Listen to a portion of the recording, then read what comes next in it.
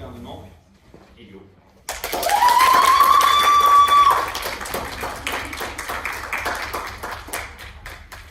Allez, Elio!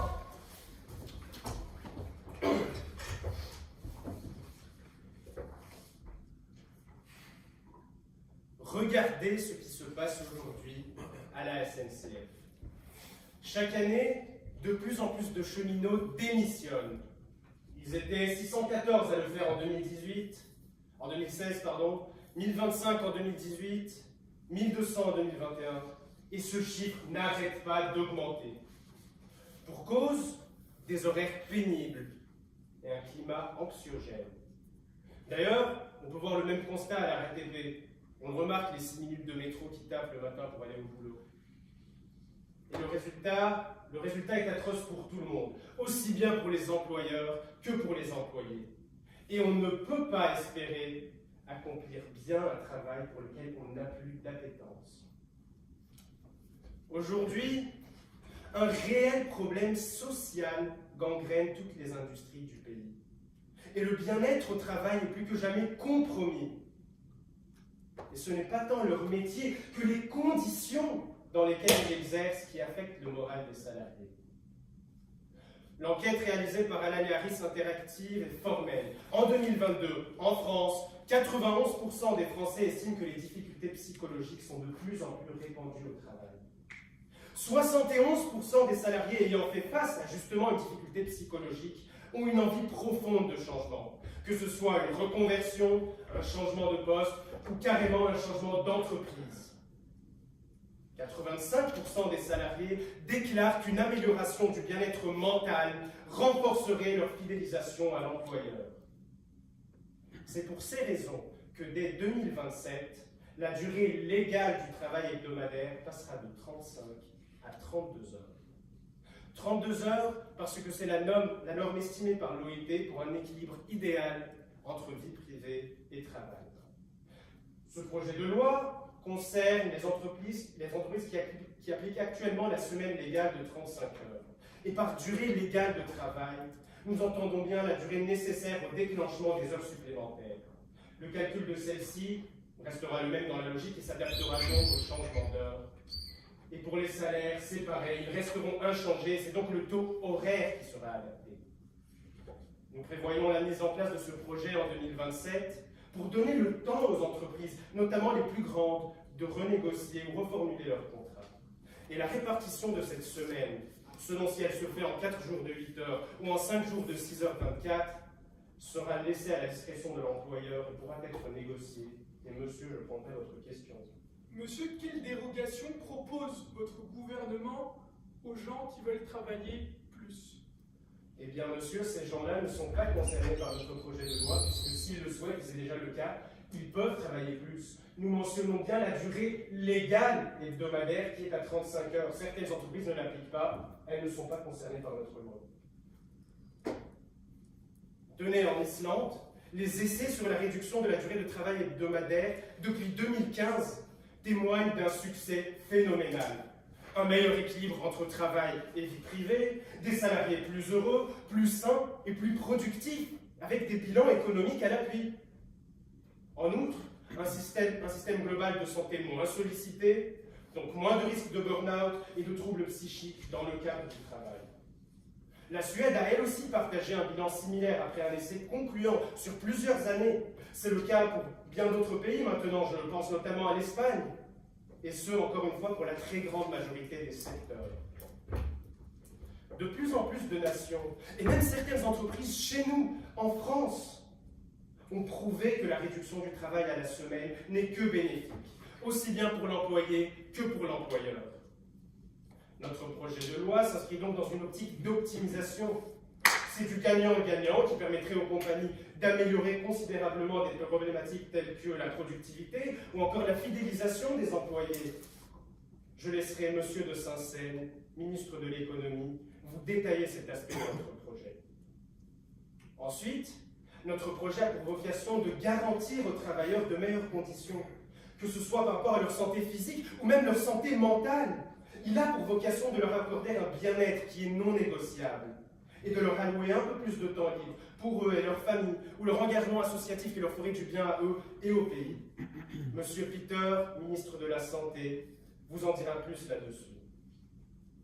Santé, bonheur, ce sont les vœux qui reviennent à toutes les occasions. Et à travers les aspects médical et social de notre projet de loi, ce sont justement la santé et le bonheur, le bien-être que nous souhaitons accorder à nos salariés. C'est aussi la pérennité, la productivité que nous souhaitons voir fleurir pour nos entreprises. D'autres États nous l'ont montré, un tel projet est non seulement faisable, mais également viable. La France en est aussi capable, elle qui a montré tant de fois le chemin de la réussite. Vous pouvez conclure. Il est temps de faire preuve de courage politique et de s'engager dans celui que d'autres nous ont ouvert.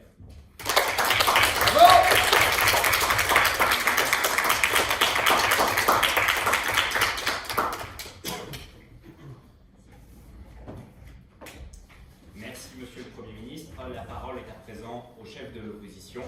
Alors.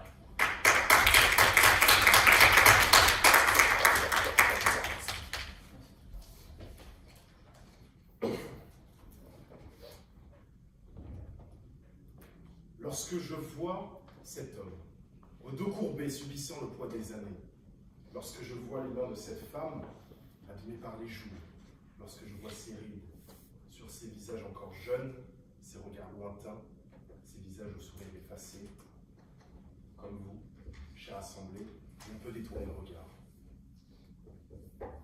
Ces vies de souffrance, ces vies d'inquiétude, sont-elles des vies vraiment vécues? En tout cas, ce gouvernement semble penser qu'en 3 heures, ils apporteront une réponse à ce problème. Une réponse à toutes ces inquiétudes. Et j'aimerais les croire. J'aimerais que les choses soient si simples. Et je ne peux pas. L'ensemble de cette opposition ne peut pas adhérer à un projet si factice. Lorsque le sujet est si important. Lorsque le constat est simple. 30% des actifs sont heureux au travail en France. Seuls 30% des actifs. 2 Français sur 3 subissent leur travail. 2 Français sur 3 souffrent lorsqu'ils se rendent au travail. Et vous nous répondez qu'il suffirait de retirer 3 heures. 3 heures, 1 heure le jeudi, une autre le mardi, une 2 mois pour se perdre le lundi, et tous ces problèmes s'évaporeront. Et en 2027, selon vous, la question serait réglée. Bien sûr que non. La réalité, chère Assemblée, est très différente de la fiction qui nous est présentée par le gouvernement. Alors que les crises sanitaires, écologiques, économiques, énergétiques s'ensuivent, le temps n'est plus à l'utopie, il faut se confronter à la réalité. Alors pour cela, faut-il travailler plus? Non. Faut-il travailler moins? Non plus. Ce qu'il faut, c'est travailler mieux. C'est bien le cœur de ce débat. Je prends votre question. En quoi les entreprises telles que LDLC ou Welcome to the Jungle, qui ont fait leur preuve en France en réduisant leur travail hebdomadaire, relèvent-elles de la fiction et pas de la réalité? Si vous nous permettez de poursuivre avec notre discours respectif, nous expliquerons que le problème n'est pas simplement de réduire 3 heures par semaine, mais bien de s'attaquer à la question fondamentale, celle de la pénibilité du travail, celle de la difficulté que représente le travail pour chacun de ces travailleurs. Et pour cela, dans un premier temps, monsieur le député Hage viendra vous présenter l'aberration économique que représente la réduction du temps de travail présentée par le gouvernement. Car, comme je vous le disais, ce que nous présentons, ce que nous proposons, c'est une modification concrète des conditions de travail. Des modifications telles que la mise en place de pauses de 20 minutes toutes les 3 heures plutôt que toutes les 6 heures, ce qui affectera chacun des travailleurs chaque jour. Ce que nous proposons, c'est de créer une nouvelle division au sein de l'inspection du travail. Et le détail de son organisation vous sera présenté par la deuxième députée, Mme Bragoy, avec une mise en application d'ici janvier 2024. Parce que vous nous parlez de 2027, mais pourquoi attendre 4 ans, quand les problèmes sont déjà ceux d'aujourd'hui?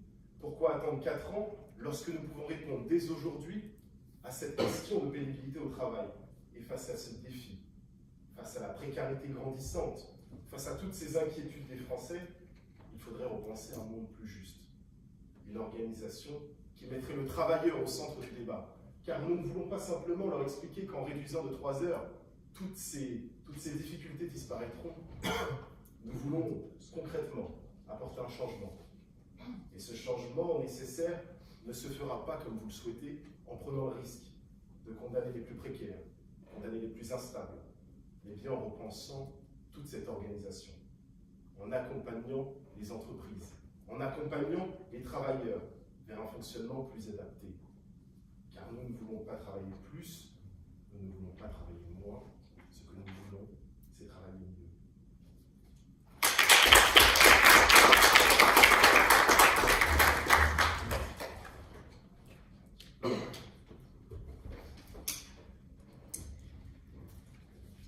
Merci. La parole est à présent au ministre du gouvernement, Maxence.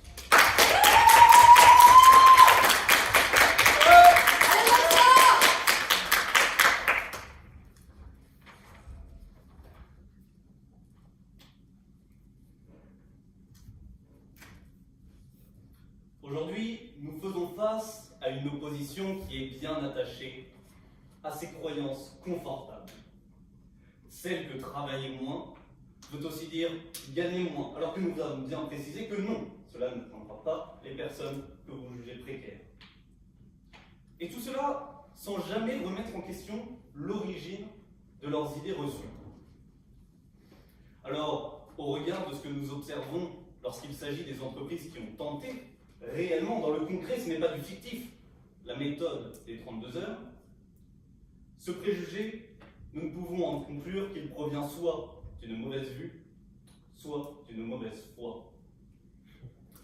Il vous reste, messieurs de l'opposition, à faire la différence entre production et productivité. Car réduire le temps de travail, c'est bien augmenter la productivité. Ce que l'on regarde avec les statistiques officielles de l'OCDE, c'est que le travailleur allemand, eh bien, il travaille 1400 heures par an. Bien en dessous du travailleur français, qui lui est à 1550 heures par an. Et tout cela avec une production par industrie qui est comparable. Ce qu'on en déduit, c'est qu'il y a un déficit non pas de production, mais de productivité. Et comment l'augmenter? Avec la réduction d'heures. Si tout ça peut se faire dans un cadre de travail qui est souhaitable pour l'employé, oui, nous allons le faire. Oui, c'est un grand projet, mais oui, nous le portons aujourd'hui. Alors, vous allez me dire comment être sûr que la réduction d'heures entraîne une augmentation de la productivité et par conséquent, pas de différence en termes de production. Eh bien, nous sommes chanceux, nous avons beaucoup d'exemples. Exemple, Microsoft Japon, qui a augmenté sa production de 40% en réduisant le temps de travail de 20%. Il va sans dire qu'aujourd'hui, les employés de Microsoft continuent de pratiquer la semaine de 32 heures en vue des bénéfices pour l'employeur et pour l'employé. Mais peut-être me direz-vous que Microsoft Japon, c'est loin, c'est grand, c'est différent. Eh bien, c'est là que nous avons réussi à trouver l'étude du think tank britannique qui a tenté, dans plusieurs secteurs, plusieurs entreprises, de l'industrie, du BTP, de la restauration, et ce pendant 6 mois, avec 3 pays européens qui sont la Suède, l'Islande et l'Espagne, la semaine de 32 heures. Résultat, la même chose. Vous avez d'autres questions? Pouvez-vous m'expliquer quel est l'intérêt de limiter légalement le temps de travail si on peut aller outre ces dispositions par voie conventionnelle, donc avec des heures supplémentaires? Réduire légalement le temps de travail, ça va forcément, dans certaines industries, pousser les gens à juste prendre plus d'heures sup. Ces industries sont déjà non réglementées par le temps de travail, par le temps de 35 heures. Tout ce qu'ils vont faire, c'est payer plus cher 3 heures de plus par semaine. Donc les gens que vous qualifiez de précaires vont toucher plus d'argent. C'est finalement du tout bénéfique. Je reviens sur mon exemple où pendant 6 mois, on a testé les 32 heures. Parce que 6 mois, c'est court. Peut-être que l'on profite de ces 32 heures et qu'on est joyeux pendant 6 mois, puis qu'après, la production redescend. Donc, il y a une question majeure. Qu'en est-il après? Eh bien, on a reparlé aux entreprises. 4 ans après, toutes celles qui avaient participé à l'expérience. Et 4 ans après, 4 ans confrontés au marché réel, 4 ans confrontés au capitalisme et ses lois qui sont dures, 4 ans où la production est la priorité, on pourrait s'attendre à ce qu'il retourne aux 35 heures, mais loin de là. 90% sont restés aux 32 heures. Encore une fois, dans de nombreux domaines, dans de nombreux secteurs et dans des pays européens. Donc oui, c'est possible, et oui, nous le portons aujourd'hui. La semaine de 32 heures a d'une écrasante majorité, dans ces tests, gagné sur le marché réel. Il est faisable, il est applicable, on est bien loin du fictif dont vous nous parlez. Et si aujourd'hui, on remarque que cette réforme s'exporte beaucoup sur des individualités, sur les entreprises d'abord, au Japon, en Nouvelle-Zélande, mais aussi en France, on a parlé de LDLC. Alors il est temps pour nous de l'avancer à l'échelle nationale. Et oui, nous leur laissons jusqu'en 2027, parce que renégocier un contrat, ça ne se fait pas en un an. Face au succès de cette mesure, à ce système robuste qui a fait ses preuves dans le marché réel, il est temps de s'adapter aux lois réelles qui régissent notre marché.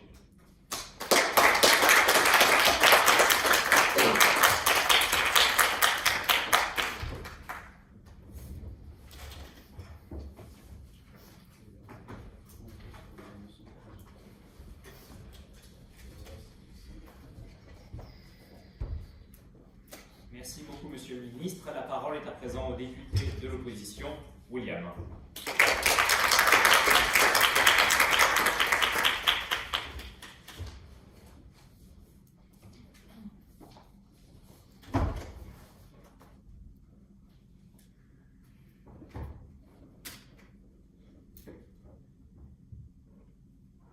Dans la vie, soit on baise, soit on est baisé. Mesdames, Messieurs, chère Assemblée, cher gouvernement, chère opposition, ce gouvernement embrasse le populisme et appose un baiser mortel sur l'économie française. Vous l'avez dit, monsieur le ministre, vous faites gagner 3 heures de travail à des travailleurs. Merci. Mais ne soyez pas crédules, et vous l'avez dit vous-même, si les travailleurs voient leur temps de travail réduire de 3 heures, ils vont les passer en heures sup. Vous avez fait le constat vous-même, le constat, entre guillemets, vous-même, que ces travailleurs de 35 heures étaient malheureux, donc vous vous dites, tiens, on va leur enlever 3 heures, ils vont les rattraper eux-mêmes, et donc vous troquez leur argent contre du malheur. Si les travailleurs, c'est vrai, monsieur le ministre, votre système marche très bien chez les entreprises françaises, comme par exemple LDLC. Mais il faut alors le comparer à des entreprises internationales, ou plutôt, dans votre cas, à des pays. Ça serait sympa. En l'an 1995, la France comptait 4 actifs cotisant pour un senior. Aujourd'hui, la France compte 1,3 actifs qui cotisent pour un senior. Baisser le temps de travail contribuerait donc à faire encore plus décrocher la France en richesse par habitant.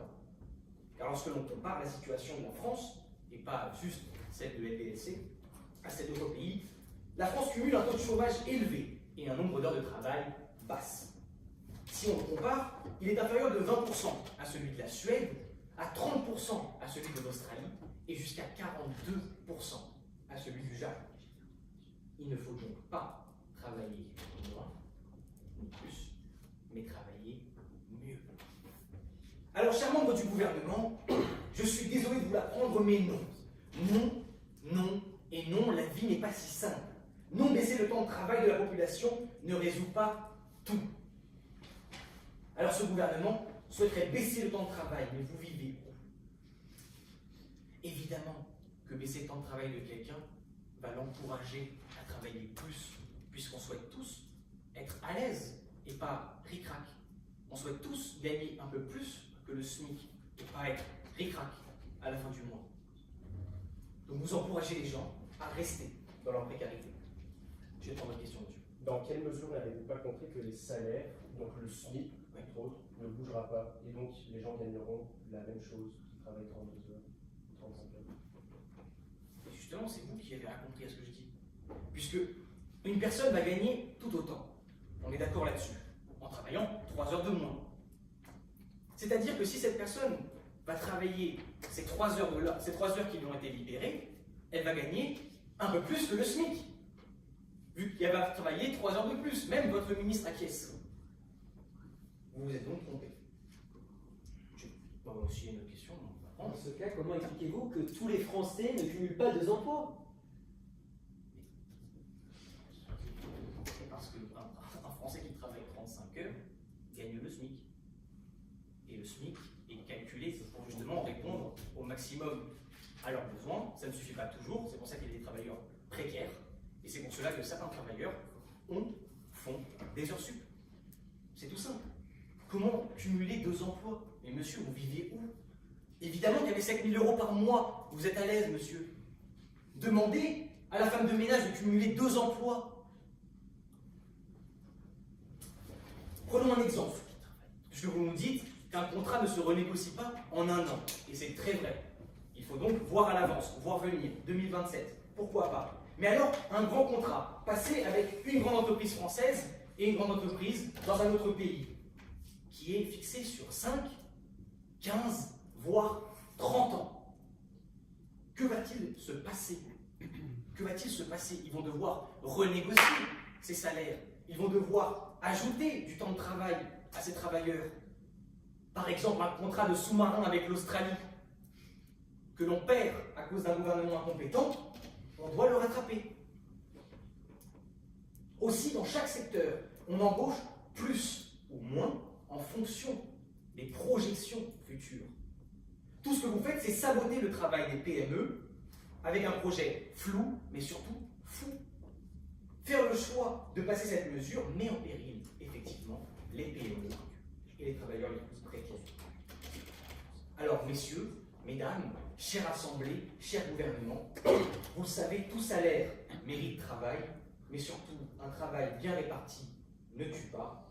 Au contraire, il arrive même quelquefois qu'il nous permette de gagner notre vie.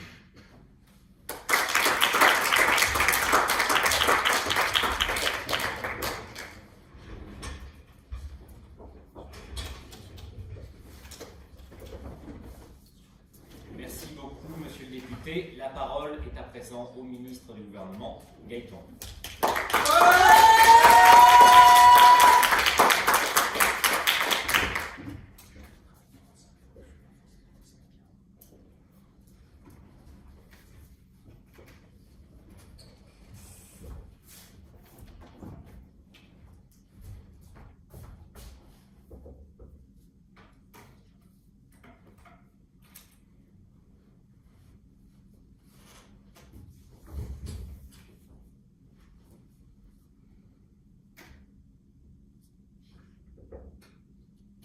Dans les salles obscures, si chères à notre beau pays, le monde est sauvé par un Américain en seulement 2 heures de temps.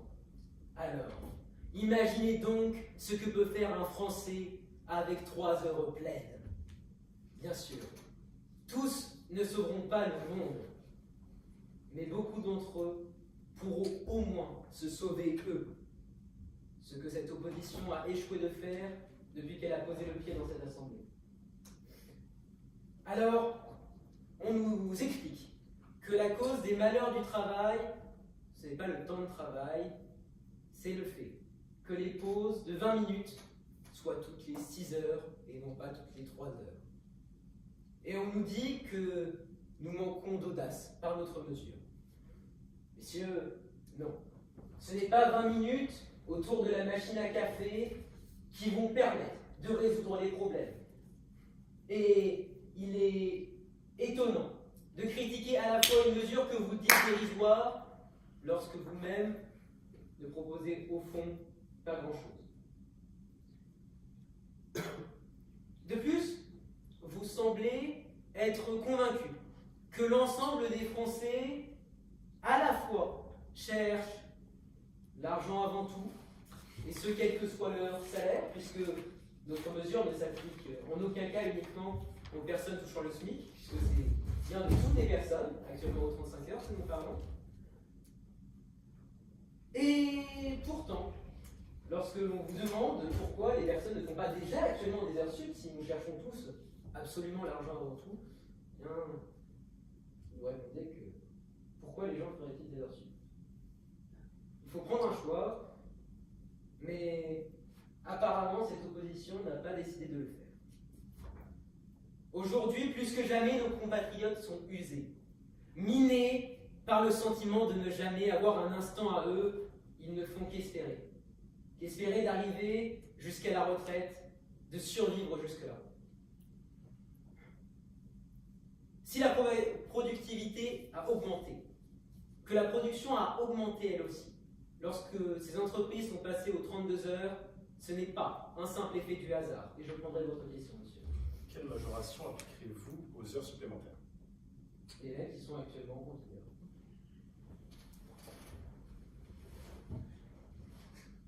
De plus, au-delà même de la simple question de la productivité, il y a des questions plus graves.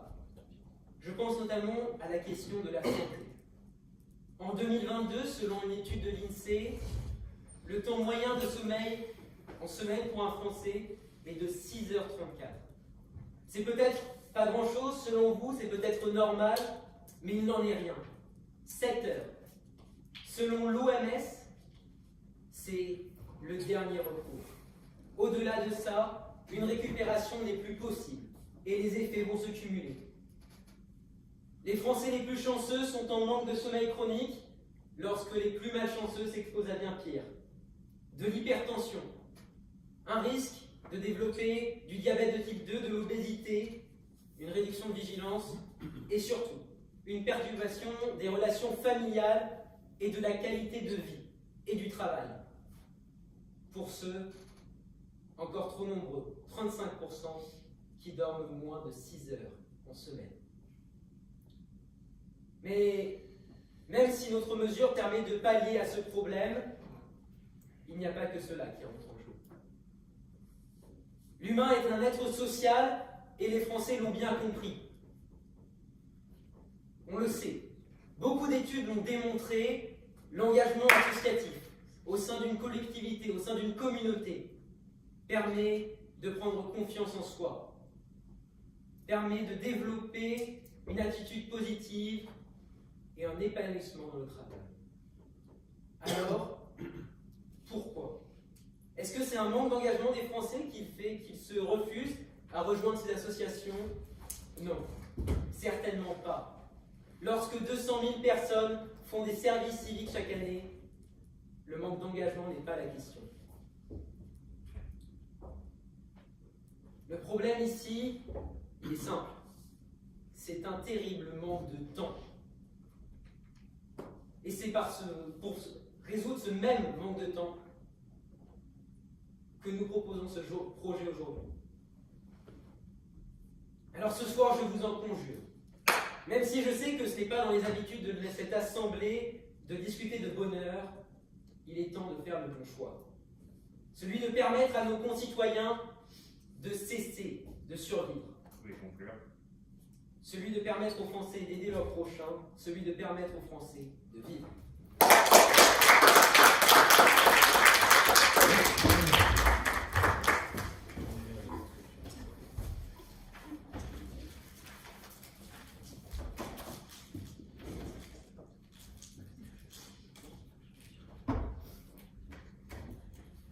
Merci, Monsieur le Ministre. La parole est à présent à la députée de l'opposition, Olga.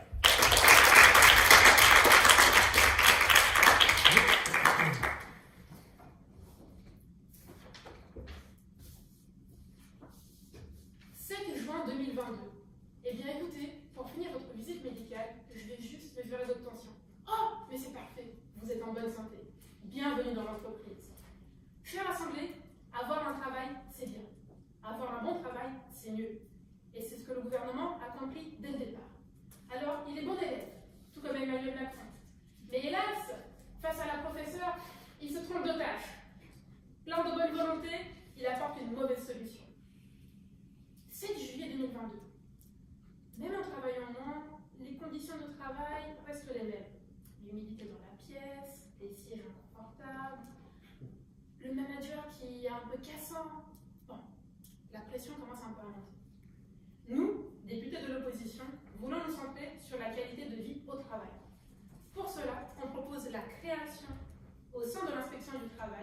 d'une division axée sur le bien-être au travail. Cette division sera composée de 3000 inspecteurs qui auront pour mission d'appliquer la charte du bien-être au travail, et ce, dès le second semestre 2024. Dès le premier semestre 2024, une communication sera faite auprès des employeurs afin de leur expliquer la charte qui s'axe sur 70 points englobant l'environnement du travail. Ainsi, ils auront pour mission de vérifier les conditions de travail après avoir expliqué aux employeurs comment bien agencer ces conditions de travail. Cette division sera financée par les fonds qui ont été initialement alloués au compte professionnel de formation, qui sont arrivés à expiration, qui n'ont pas été réclamés par leurs citoyens. En effet, le ministère de l'économie a effectué un audit en 2022. 20 millions d'euros inutilisés de CPF qui ne peuvent plus être utilisés. On va les réutiliser, les allouer justement à cette nouvelle division créée au sein de l'inspection du travail. Et ces 20 millions d'euros sont suffisants, selon nos prévisions, pour faire fonctionner cette division sur les 5 prochaines années. Une solution en soi pragmatique, simple. Et je prends votre question. Comment faire pour continuer à promouvoir le CPF si celui-ci finance votre mouvement? Et justement, malheureusement, vous ne faites pas preuve d'une très grande attention ce soir. J'ai bien précisé qu'il s'agissait de prendre les fonds qui ont expiré, puisque dans les fonds CPF, vous avez tous et chacun une date limite d'utilisation. Pour revenir sur notre projet, en quoi concrètement va se traduire l'impact de cette charte? Alors, le ministre qui est passé avant moi m'a parlé de 6h34 de sommeil, de temps de moyens pour les personnes qui travaillent en sommeil. Il m'a parlé d'hypertension, de perturbation des relations familiales, de la qualité de vie de l'être humain qui est par nature un animal social. Alors oui, mais en même temps, vous nous posez un discours qui est quelque peu schizophrène. L'être humain est important, les relations familiales sont importantes. Mais par contre, le bien-être au travail, discuter 20 minutes de plus avec les collègues, ça le change bien. Mais au contraire, monsieur, ça change tout. Passer 6 heures au travail sans discuter avec les collègues. Passer 6 heures au travail à effectuer une simple tâche, à la répéter en continu, en continu. Et vous verrez à ce moment-là, si ne serait-ce que 2 petites minutes de conversation humaine. Comment était ton week-end? Oh, c'était sympathique. Oh, les enfants, ils m'ont fait chier. Rendez-vous compte si ce temps-là, il ne joue pas sur votre santé mentale. Notre charte va se concentrer sur une multitude de points qui sont autant de paramètres qui comptent dans la qualité de vie au travail. Cette qualité influence la productivité, certes, la santé de l'économie, mais aussi la santé primaire, matérielle, biologique des êtres humains, l'espérance de vie des travailleurs. Ainsi, notre proposition vise l'intérêt général, l'union entre le général et le particulier. À titre d'exemple, on vous a parlé des 20 minutes par tranche de 3 heures de travail. Mais il faut bien comprendre une chose, ces pauses ne font pas partie du temps de travail effectif et font donc reculer l'heure de la fin de la journée de travail. De peu, certes. Mais l'avantage de cette seule mesure a été apprécié par les professionnels de santé. Meilleure concentration, tranquillité émotionnelle, en somme, un esprit sain dans un corps sain qui sera protégé par autant de points de la charte. Notre ligne directrice, travailler mieux, éviter les souffrances inutiles. À quoi ça sert de se casser le dos, littéralement, sur une mauvaise chaise, alors que vous travaillez dans un bureau? Ça ne sert à rien. Nous voulons aller tout droit, nous voulons éviter le superflu, nous voulons l'intérêt des concitoyens, nous voulons tout simplement une meilleure qualité de vie. 7 août 2022.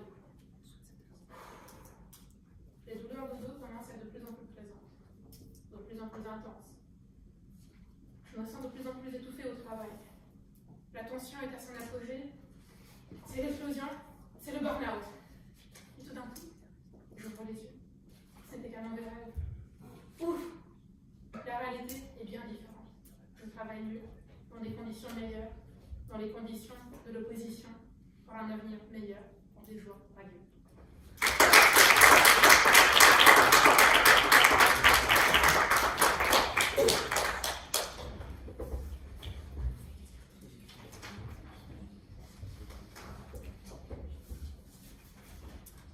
Merci Madame la députée. La parole est à présent au secrétaire général du gouvernement.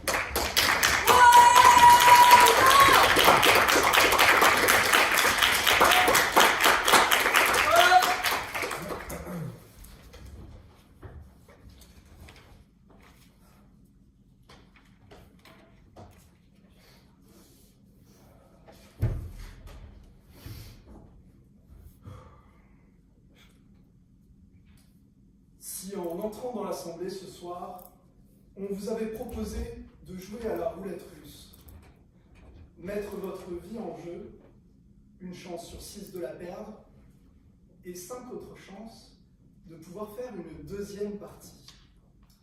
J'ose espérer que vous auriez tous refusé. Mesdames et messieurs, dans le domaine du BTP en France, c'est en moyenne 2 accidents qui surviennent dans la carrière d'un employé. 2 accidents qui ont une chance sur 5, chacune, de conduire à la mort de l'employé. Si cette souffrance est extrême dans ces cas, elle touche également dans d'autres mesures tous les autres domaines. Alors si ce soir, vous auriez préféré privilégier votre vie, mais pas celle du travailleur, si vous auriez privilégié l'existence que vous avez, et pas celle des entreprises, il va falloir faire preuve de courage et accepter, non pas des théories, comme vous en avez autant, mais bien des faits. Le capitalisme a dit oui, mesdames et messieurs de l'opposition. Ce projet est viable. Mais il n'est pas que viable, il est également souhaitable pour les entreprises. Car c'est bien 90% des entreprises qui ont testé dans tous les secteurs confondus, en Espagne, en Islande et en Suède, la semaine de 32 heures, et qui ont décidé de la conserver. Oui, moins de travail, c'est une grande amélioration pour la santé de nos travailleurs. Pas les petites pauses que vous préconisez et qui sont déjà en vigueur dans les entreprises. Je ne sais pas dans quel monde vous vivez, mais si vous pensez que jamais on ne se lève de son bureau pour aller prendre un café avec ses collègues, alors je ne sais pas si vous êtes vraiment dans les mêmes milieux de travaux. En tout cas, avoir un peu plus de temps libre, c'est permettre plus de repos, c'est réduire le risque d'accident au travail, et c'est améliorer les relations entre employés et employeurs. Comme nous l'avons bien démontré, justement, pouvoir passer un meilleur séjour dans une entreprise vous pousse à y rester, bien évidemment. Et madame, je vais prendre votre question. Vous voulez réduire les risques d'accident au travail. Dans ce cas, pourquoi ne pas améliorer les conditions de travail plutôt que de réduire le temps passé dans un environnement à risque? Madame, justement, on vient de vous l'expliquer, c'est grâce au repos accordé aux travailleurs, la possibilité, par exemple, de faire 4 jours de travail par semaine au lieu de 5, d'avoir plus de concentration durant l'ouvrage, qui leur permettra de diminuer ces risques. Comme nous l'avons prouvé, cela est déjà démontré. Il y a déjà des faits qui étayent que justement, plus de temps de repos, avec 32 heures de travail, est égal à moins de risques d'accident. Et ces dernières, ces entreprises, comme vous le dites, l'ont bien comprise. Celles qui sont au front, qui sont directement concernées par ces mesures, eh bien, elles ont accepté et pérennisé ces lois lorsqu'elles ont été obligées de les suivre. Et madame, cela balaye dès lors le doute sur la compétitivité. Vous nous dites que ce projet est factice, que 3 heures ne changeront rien, que ça ne résoudrait pas tous les problèmes. Vous utilisez tout un tas de théories, mais nous avons des faits. Et peu importe ce que vous direz, nous avions des théories et des faits, vous n'avez que des théories. Vos théories sont-elles soutenues par une quelconque preuve? Jusque-là, je n'en ai entendu aucune. Votre contre-projet serait de proposer des récréations aux travailleurs. Il y a déjà assez de causes. Et 2 tiers des Français souffrent. Vous avez raison. Il faut donc directement s'y attaquer. Et de la manière la plus tranchante. Le manque de sommeil conduit à beaucoup d'accidents. Et vous voulez repousser la date, le moment de sortie, l'heure de sortie du travail. En somme, votre mesure, en plus de rajouter des récréations inutiles qui existaient déjà, serait finalement de proposer aux Français d'être encore plus fatigués, d'avoir encore plus de problèmes. Si vous aviez pris 3 heures de moins dans cette semaine pour préparer votre discours, peut-être vous seriez-vous moins éparpillés, mesdames et messieurs de l'opposition.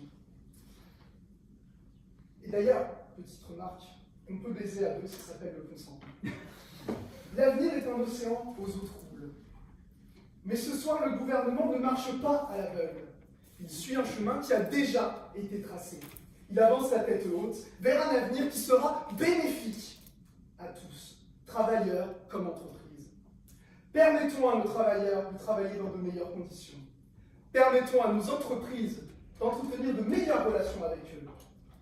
Car ces 3 heures de moins sauveront des industries. Car ces 3 heures de moins sauveront les Français. Car ces 3 heures de moins sauveront des vies.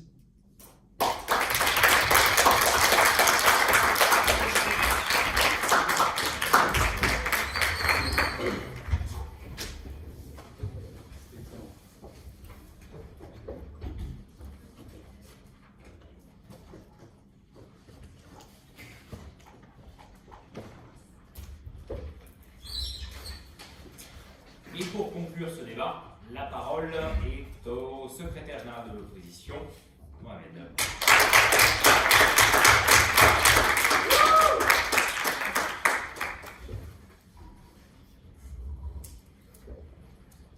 Chère Assemblée, je préfère commencer par dire que je suis d'accord avec le secrétaire général, que l'avenir est un océan aux eaux troubles. Ce gouvernement s'est aujourd'hui noyé dans cet océan. Il s'est noyé dans les flots de ses inepties et de ses inexactitudes, puisqu'il commence par dresser un constat qui est vrai.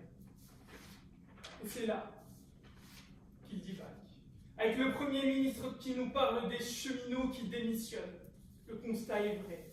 Mais la cause qu'il a citée est fausse, puisqu'il faut non pas réduire ou augmenter le temps de travail. Ce qu'il faut faire, c'est améliorer le bien-être. C'est proposer un bien-être au travail et non pas la paresse. Et vous employez ce terme qui témoigne en réalité de la véracité de nos propos. Vous dites le bien-être au travail, pas en dehors du travail, pas quand on arrête le travail. Le bien-être doit être à l'intérieur du travail, au sein même du travail. Il faut améliorer l'environnement du travail. Vous évoquiez votre projet de loi et lorsque je lui pose la question, il me répond que les gens qui ne veulent pas y soumettre ne sont pas visés par ce projet de loi. Ce n'est donc pas une loi, elle n'est pas contraignante. Dites-moi. C'est une recommandation, c'est un conseil. Et je vous prierai de garder vos conseils pour vous. Et par ailleurs, quel intérêt, nous l'avons souligné, quelle est la pertinence du projet de loi, de la loi, si elle n'est pas contraignante, si on peut ne pas la respecter? Le Premier ministre qui passe du côté du gouvernement nous explique que réduire le temps de travail augmenterait la productivité. Mais là, il n'y a pas d'argument, seulement des exemples, et pas les bons. Il cite le Japon, il cite des entreprises allemandes. Moi aussi, je peux citer. Moi aussi, je connais des pays qui ont réduit le temps de travail, mais eux, ils n'ont pas constaté une augmentation de la productivité. Je cite la Tunisie, je parle de la Mauritanie, je cite l'Afrique du Sud, qu'on oublie souvent. Vous donnez des exemples, je vous propose deux contre-exemples.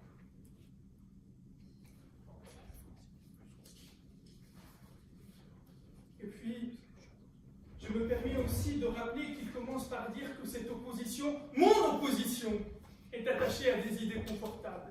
Il oublie que son gouvernement est lui attaché à des idées balayables, qu'on balaye avec plaisir. Puis je prends à votre question. Dites-moi en quoi la France est-elle plus comparable à des pays du tiers-monde que des pays d'Europe? La France n'est comparable ni à des pays du tiers-monde, ni à des pays du haut monde, si vous voulez. La France, c'est la France, qui a son histoire, qui a sa culture, qui a ses citoyens. Et j'ai cité certains pays pour vous montrer l'ignorance dont fait preuve votre gouvernement, puisqu'on ne peut pas comparer les pays, puisqu'il n'y a pas eu d'arguments. Il y a eu des exemples, et je vous ai donné des contre-exemples. Je ne prendrai aucune autre question, cher monsieur. Ensuite, vous évoquiez la santé publique, l'argument de la santé publique, qui nous concerne tous. Et vous parlez là, et je n'ai pas très bien compris, et j'ai vu également dans la salle, personne n'a très bien compris ce que vous dites, puisque vous parlez du temps de sommeil, et vous dites ensuite, les Français ne dorment pas bien, il y a l'obésité, il y a le diabète, il y a aussi beaucoup de choses, il y a la dépression, il y a le sida, il y a beaucoup de choses, mais ça n'a aucun rapport avec le travail.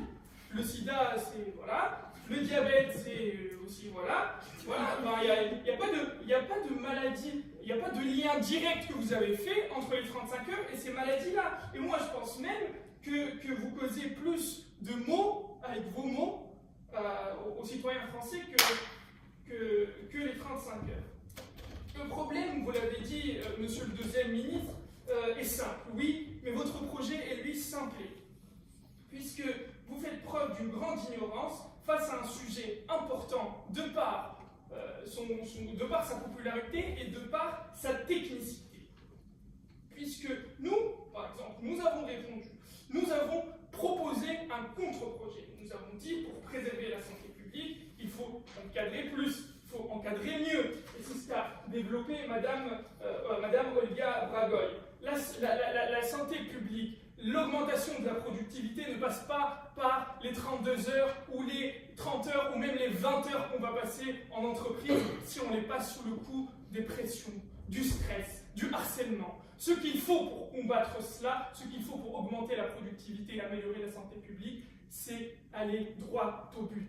C'est aller vers les problèmes, vers la source, et c'est donc